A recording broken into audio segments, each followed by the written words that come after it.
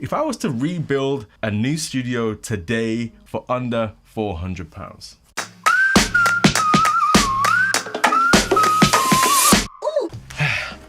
Hey, welcome back to the channel. So I've been thinking recently about upgrading more and more things in my home studio, and it got me thinking, if I was starting from scratch this year or this week, right, where would I start? Because this is my 6th home studio now. Over the years, not in this particular location, but moving house, you always change bits and bobs that work for you and what don't work for you. You have more money so you can upgrade things. And I finally got to a place where I think it's sitting quite nice right now, and it's getting me prepped for the projects to come, because hopefully next year I want to kind of focus on getting back into songwriting, composing correctly, right? So what would I choose if I had to do it all over again, but I had a really small budget, what I would call a micro budget? So let's keep the budget at £400, and I'm going to show you the best items I've purchased over the years that I think will get you the best results. Let's start as if you have, say, a computer already, or you already have a laptop. Let's say that's already been taken care of, that's out of the way, right? Let's see what we can get for £400 on top of that. So come with me over to my little remote desk over here and let's dive into it. So first things first, I would recommend getting some nice studio monitors or studio speakers, right?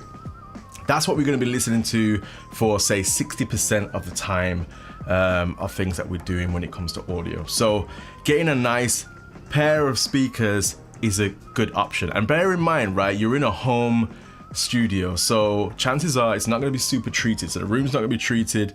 So there's no point getting huge speakers as well, because the room's going to be small. It's going to be untreated. If you go for big speakers, you're going to start to get resonance. You're going to start to get tones that are too deep and boomy for that area, right? So you want to kind of go for a smaller cone.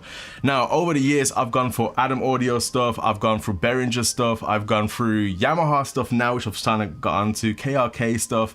I've also gone for PreSonus, and out of all of those, I think the best bang for buck was the PreSonus. So what I would say is, for your first pair of monitors, maybe focus on getting a pair of these. These are the PreSonus 3.5 BT speakers. I absolutely loved these when I had them. They were probably some of the better sounding speakers I've ever heard in that price. Well, 100% the best I've heard in that price range.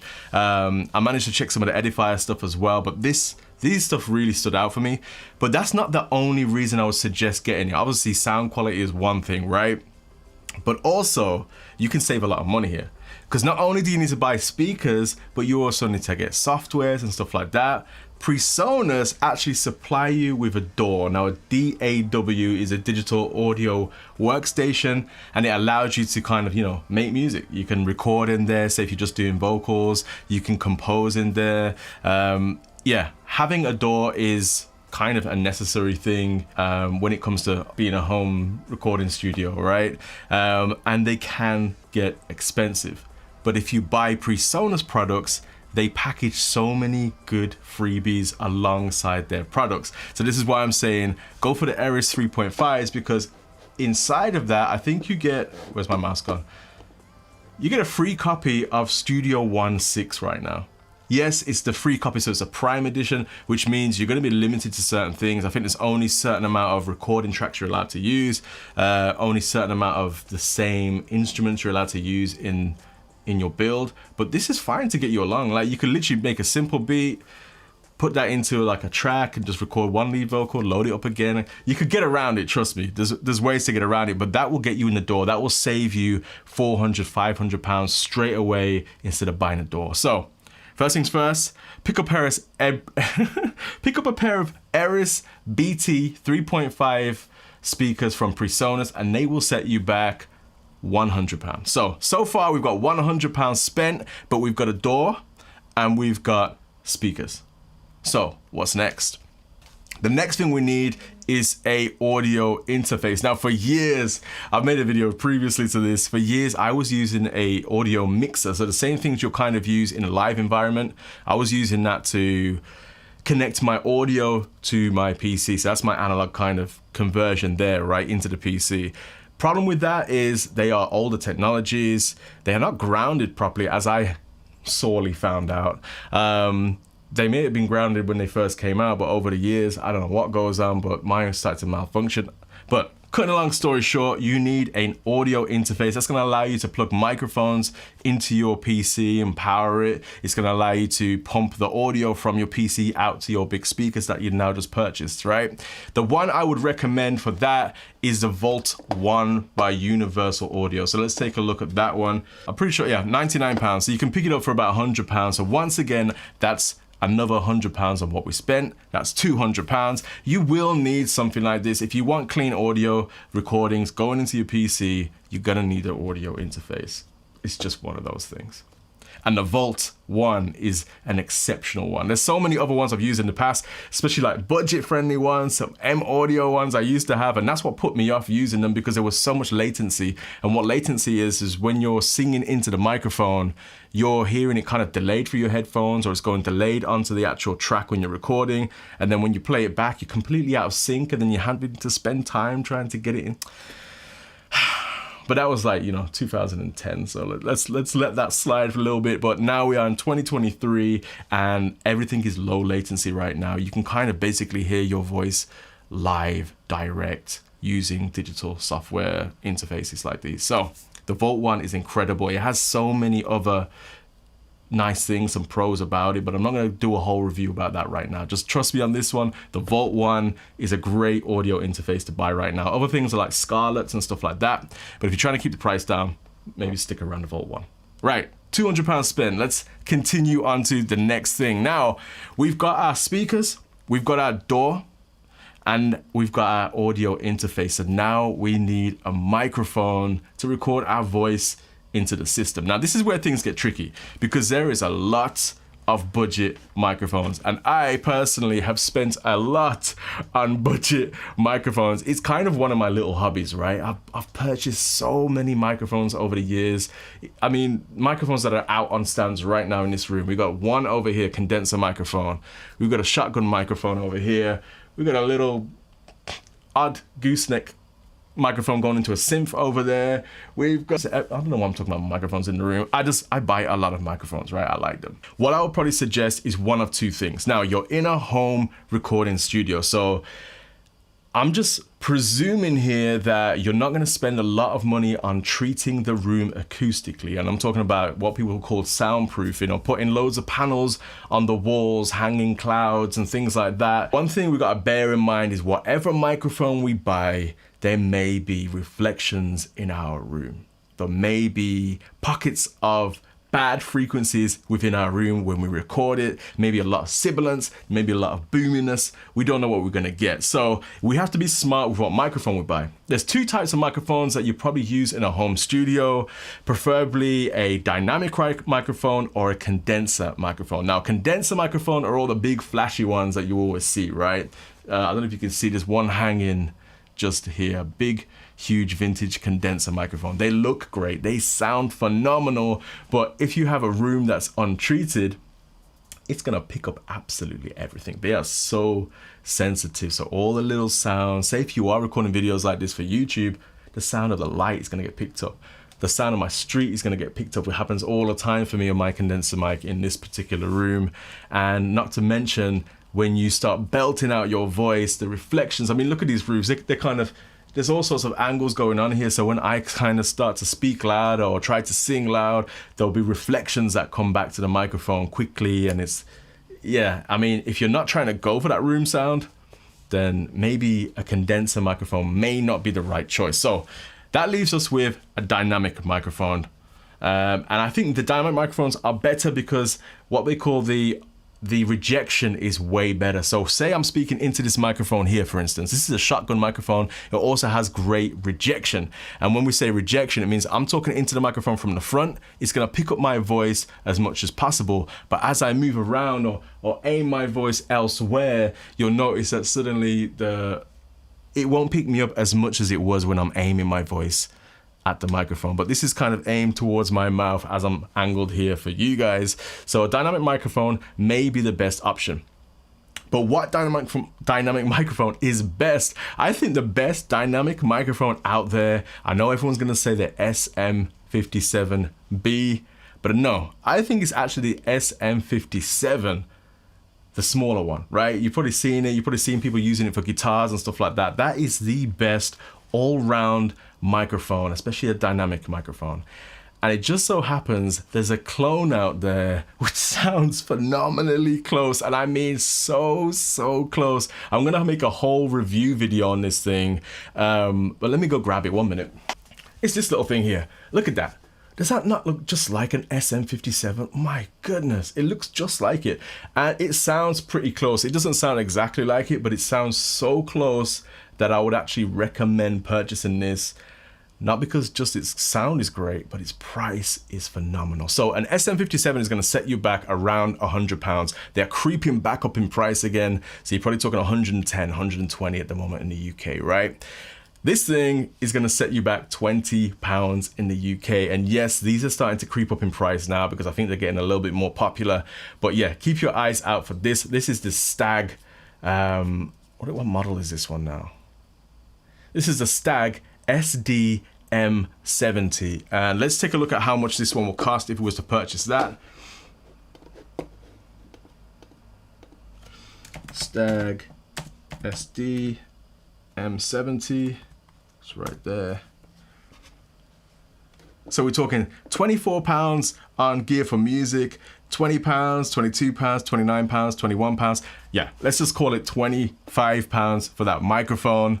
And yeah, check this thing out. If you are interested in purchasing gear, maybe hang on a week or two. I'm gonna make a review about this microphone. I'm gonna put it against some of my very expensive condenser microphones, and I think you're gonna be shocked. This thing is incredible for its price, absolutely incredible. Right, if you don't wanna go dynamic and you definitely wanna go condenser, what I'll probably suggest getting is a PreSonus microphone again. No, this is not sponsored by PreSonus. I just think they offer the best bang for buck for what you get. Now, a PreSonus microphone called the Revelator. I did a review about this microphone about 2 years ago, right? It's not the best sounding condenser microphone out there. It's not the best budget sounding condenser microphone out there, but it sounds good. It sounds good. I would still prefer probably getting this little one because I feel like the high end is a little bit more nice. It's a little bit more airy. I like the sound of it. But the PreSonus microphone, the Revelator, the original one, it has a great sound. It has a lot of warmth to it, but it has so much jam packed into the microphone itself, software wise, that it doesn't really matter how the mic sounds because you can EQ it out live as you're recording it into the actual computer. Now, I'll show a small little snippet of my review that I did with that microphone, just so you have an idea what I'm talking about here. On the front of the microphone, you have some function buttons. We have a preset button, a monitor button, and a turn knob for the volume, but it's also a button to mute yourself. So having all these buttons built into the microphone means we can literally do everything here from the microphone. I can control my gain or my volume of my voice. I can run through some presets, and we'll do that right now. So I have some presets that are built into the microphone.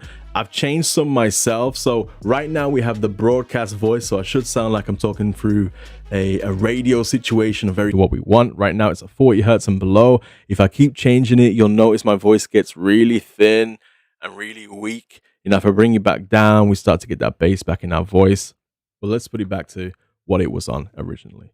Here we have our EQ, as you can see here. I have a little bit of tweaks here where we can. So the microphone comes with its built-in software. This is a microphone that can be used for multiple purposes. Live streaming, you can use it for gaming, you can use it for recording vocals, for recording instruments. So it's really interesting for that. The software is gonna allow you to manipulate the sound as it's going in so it can sound great. And some of the software that comes with this microphone, it has some of the best sounding compressors out there. The gate on this thing is perfect. So if you are recording in an environment where you're gonna pick up road sounds or you got kids screaming in the background like I do all the time, there's a gate on there. What the gate will do is basically open and close the door, the gate. And when you stop speaking, it'll drop it off completely. When you start speaking, it'll record your voice again. So if you ever pause for a moment or stop singing, it will delete any other sound in the background briefly for you. So yeah, check that one out. Let's just take a look at that microphone. I think I pulled it up on here as well. Okay, here's the Revelator. So with the Revelator, this is where it gets really interesting, right? So let's say that with the Eris speakers, the monitors that we was talking about earlier, you get a free version of Studio 1.6, right? It's a free version. What you get with the Revelator is actually a paid version of Studio One. Studio One's an amazing software to use. I use it all the time. I really enjoy it. I came from Logic because I was an Apple user, and I felt it was the closest thing on Windows to Logic, right? So yeah, it's great. Go check it out, right? But what you get is actual Studio One 6 Artist Edition, and now this is gonna basically be your complete DAW. You can use this for a long time. You know what I mean? You don't need to go and buy the full-fledged one. You can. There's a lot more that it offers, but the Artist as a home studio user will get you by completely, trust me. So that's one thing to bear in mind. You're gonna get that. You're also getting so much more plugins. There's all sorts of things. Look at these. You get vintage EQs, you get vintage FET compressions, you get tube compressions. There's a lot that comes with this microphone. So that's something to bear in mind. But the price goes up from the £25 Stag microphone we was talking about. It now goes up to £99 at the moment. That's $99, right? So I'm saying £99, but that's obviously going to be lower in our money, but call it $99. So you either pay £25 here, or you pay £100 for the condenser microphone. Now, I've lost track on where we were mathematically, so I'll pop that on the screen somewhere of where we've got to so far. So we've got our speakers, we've got our audio interface, we've got our DAW, one or the other, and now we have got our microphone. So what do we need next to continue in our home studio search? I think the next thing we need to think about is, say if we are just recording, this won't be a big thing for us, so it could you can take it or leave it. But if you are planning to make your own music, you're gonna need a way to put your ideas into the software itself. You're gonna need a MIDI controller. Now, a MIDI controller is like what you can see here. My little keyboard, I got a synth. Well, you can't see it. Oh, the monitor's there. Damn it, sorry. I can pull this one out here. You see that long keyboard that I have there? This allows me to control instruments inside the software. And what I would probably suggest getting is a company, I think it's Gear for Music that make it, but there's companies like Alesis, M Audio, Icon is a great German company as well. And I think the Sub-Zero is kind of a brand that a company here in the UK make themselves, like a shop company. I think Gear for Music make this themselves. But we're talking £59, £50. You can pick one of these quite easily up. You can even get them used on eBay for a lot less, like £10, £15, some of these MIDI controllers. So don't worry about the cost too much. Just look to be spending around £50 to £60 on a MIDI controller. Try go for a 49 key one.